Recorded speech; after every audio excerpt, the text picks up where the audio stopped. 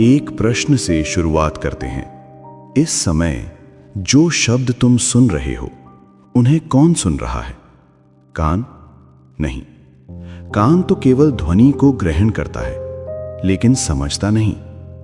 तो फिर कौन समझ रहा है? यहीं से तुम्हारी असली यात्रा शुरू होती है। हम जीवन भर एक ही भूल करते हैं। हम मान लेते हैं कि हम ही ये शरीर हैं, और यही मान्यता हमारे हर डर, हर दुख, हर असुरक्षा की जड़ है। जरा ध्यान दो, तुम कहते हो मेरा शरीर। अगर शरीर मेरा है तो तुम शरीर कैसे हो सकते हो? क्योंकि जो चीज मेरी होती है वो मैं नहीं होती। तुम कहते हो मेरे हाथ, मेरी आंखें, मेरा मन, मेरे विचार। अब एक बहुत साधारण प्रश्न पूछता हूं, ये मैं कौन है? ये शरीर कभी छोटा था, तुम्हें याद भी नहीं होगा कि तब ये कैसा था। फिर ये बड़ा हुआ, चेहरा बदला, आवाज बदली, शक्ति आई। अब धीरे धीरे ये फिर बदल रहा है। एक दिन ये कमजोर होगा, एक दिन ये थक जाएगा। लेकिन एक चीज है जो कभी नहीं बदली, वो है जो अनुभव कर रहा है। तुम वही हो। जब शरीर बच्चा था तब भी तुम थे, जब शरीर जवान हुआ तब भी तुम थे, और जब ये शरीर एक दिन काम करना बंद करेगा तब भी तुम रहोगे। ये बात सुनकर मन डरता है, क्योंकि अगर ये सच है तो मृत्यु का डर खड़ा कैसे रहेगा? मृत्यु क्या है? मृत्यु शरीर का अंत है, नाम का अंत है, पहचान का अंत है, लेकिन तुम्हारा नहीं। तुम कभी खत्म नहीं होते। जरा सोचो, क्या तुमने कभी खुद को सोते हुए देखा है? नहीं। तुम नींद को देखते हो, तुम सपने को देखते हो, तुम जागने को भी देखते हो।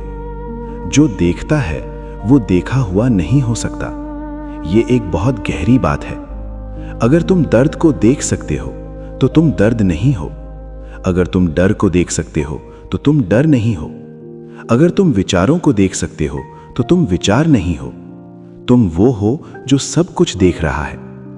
ये शरीर एक साधन है, एक माध्यम है, जैसे कोई वाहन।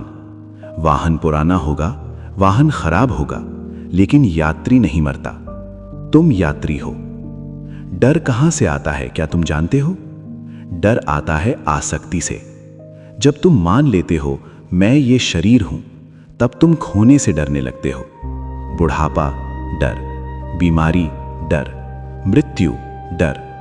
लेकिन जिस दिन ये साफ हो जाएगा कि तुम शरीर नहीं हो, उस दिन शरीर की हालत तुम्हारे अस्तित्व को हिला नहीं पाएगी। आग शरीर को जलाती है, पानी शरीर को भिगोता है, हवा शरीर को सुखाती है, लेकिन तुम इन सब से परे हो।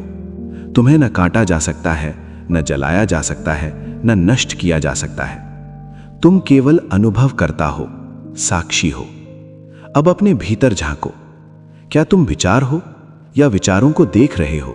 क्या तुम भावना हो या भावना को महसूस कर रहे हो? अगर तुम देख पा रहे हो तो तुम वही नहीं हो। यही समझ धीरे धीरे मन को शांत करती है। यही समझ जीवन का भार हल्का करती है, और यहीं से असली स्वतंत्रता शुरू होती है। ये केवल शुरुआत है।